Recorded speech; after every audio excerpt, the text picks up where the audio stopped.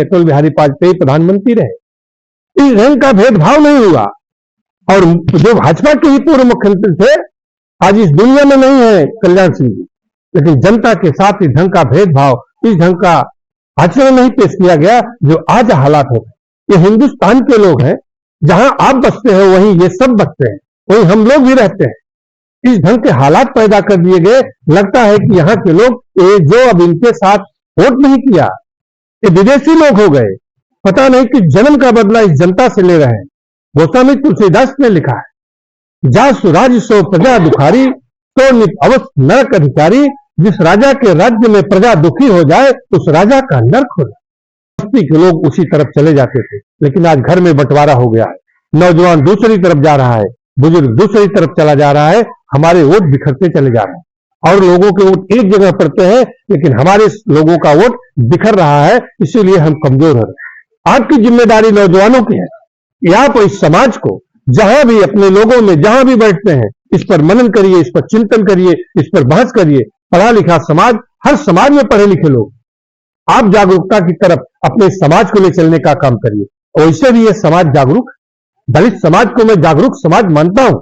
इनकी भोलापन, इनकी सिधाई और इनका शराफत का हमें नाजायज नहीं समझना चाहिए कि ये कुछ नहीं जानते। यहां उपस्थित मेरी माताएं, देवियों, नौजवान साथियों, सबसे पहले मैं अपनी तरफ से मल्हनी की महान जनता को धन्यवाद देता हूं, आभार प्रकट करता हूं आप सभी लोगों का। मल्हनी के लोग वैसे भी बड़े जागरूक लोग हैं। इनको बहुत कुछ समझाने और बताने की मैं समझता हूं कि बहुत आवश्यकता नहीं रहती है, क्योंकि मैंने देखा है लगातार समाजवादी पार्टी का झंडा मल्हनी विधानसभा में पहले रारी हुआ करती थी, तो समाजवादी पार्टी का झंडा बुलंद रखते हैं। जब कहीं भी जब आम चुनाव होते हैं तो सारे विधानसभाओं के जब रिजल्ट और चुनाव का रेशियो जब पता चलता है तो लोगों की निगाह मल्हनी पे ज्यादा लगी रहती है कि मल्हनी में क्या हो रहा है। इसलिए आप सब मल्हनी के लोग बहुत बहुत बधाई और धन्यवाद और आभार के पात्र हैं आप। मैं दिल से आप सबका स्वागत करता हूं, आभार प्रकट करता हूं।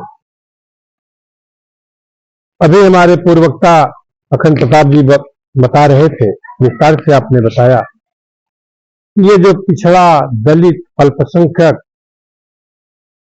अल्पसंख्यक में आधी आबादी आपकी भी है। पूरी दुनिया में आधी आबादी अगर पुरुष की है तो आधी आपकी आबादी है। और जो समाज जिस जगह कम मात्रा में है वो सब अल्पसंख्यक है।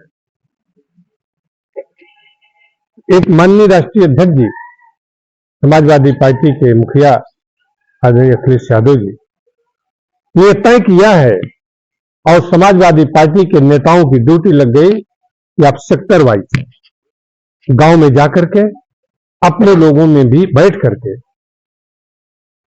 पार्टी की नीति, रीति और कार्यक्रम को बीच में बताएं और सत्ता पक्ष में बैठे लोग हमारे साथ क्या कर रहे हैं, इस जनता के साथ, अवाम के साथ क्या कर रहे हैं, यह भी आपको बताने का जिम्मा मिला है। इसलिए हम लोग आपके बीच में आए हैं। हम सबको नमन और धन्यवाद देना चाहिए, नमन करना चाहिए। हमारे देश के रहनुमा रहे और विश्व के सबसे बड़े विद्वान थे डॉक्टर भीमराव अंबेडकर। आपकी कोख से पैदा हुए, इसी धरती पर पैदा हुए, पढ़े और बड़े हुए, और इतना विद्वान व्यक्ति और कोई नहीं था जो देश का संविधान लिखता। जिस हालात में डॉक्टर साहब देश का संविधान लिखे, हम सब आज यहां जो बैठे हैं, ये जो मुझे कुर्सी मिली है, हम लोगों को जो मिलने का मौका मिला है, और आपको जो चेयर और कुर्सी मिली है, कुर्सी पर बैठे हैं, तख्त पर बैठे हैं, ये किसी और की कोई देन नहीं, ये डॉक्टर भीमराव अंबेडकर की देन है। वो ला करके जमीन से कुर्सी पर बैठा दी। उन्होंने इस हालात को देखा देश के, जिस समय वो रहे। सोचिए कि आज की स्थिति यह है, जब देश आजाद हुआ उन्होंने लोकतांत्रिक व्यवस्था दी और सबका सम्मान दिया, सबको समान अधिकार दिया डॉक्टर साहब ने।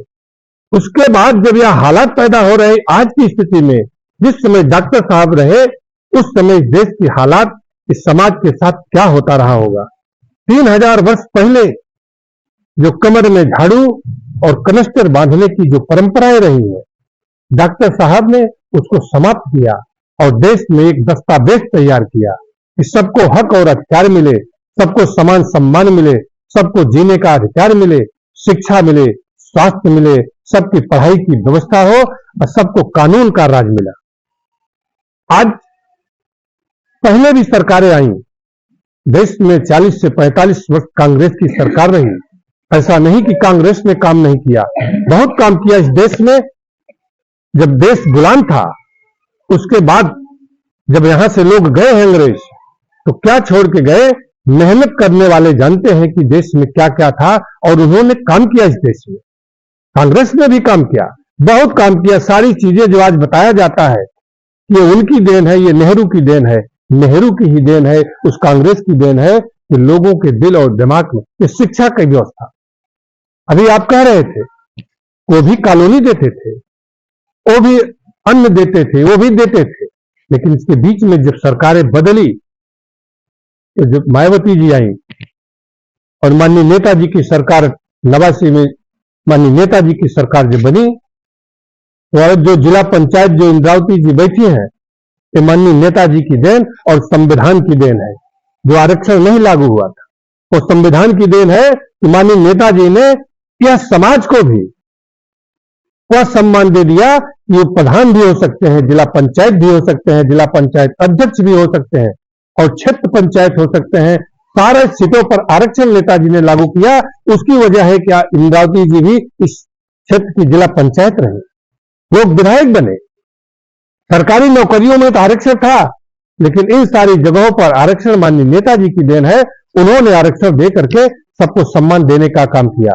डॉक्टर साहब के उस कानून का पालन हुआ, आरक्षण लागू हो गया और माननीय नेताजी ने महिलाओं को कन्या, लड़कियों को कन्या विद्या धन दिया, नौजवानों को बेरोजगारी का भत्ता दिया। क्या नहीं किया नेताजी ने? उन्होंने किया। मायावती जी जब आई, उन्होंने भी अपने लोगों के सम्मान में वो काम करने का एक तरीका किया, क्या उन्होंने भी काम किया। इसके पहले भी आज की जो सरकार है, इस सरकार के इसी पार्टी के लोग पूर्व में भी मुख्यमंत्री थे, स्वर्गीय कल्याण सिंह जी थे, राजनाथ सिंह जी भी मुख्यमंत्री थे, सूर्य प्रकाश गुप्ता भी मुख्यमंत्री थे। लेकिन मुझे तो चिंता इस बात की है, मैं सोचता हूं आज वर्तमान में क्या हो गया इन लोगों को। इसके पहले भी आपकी सरकारें थी देश में।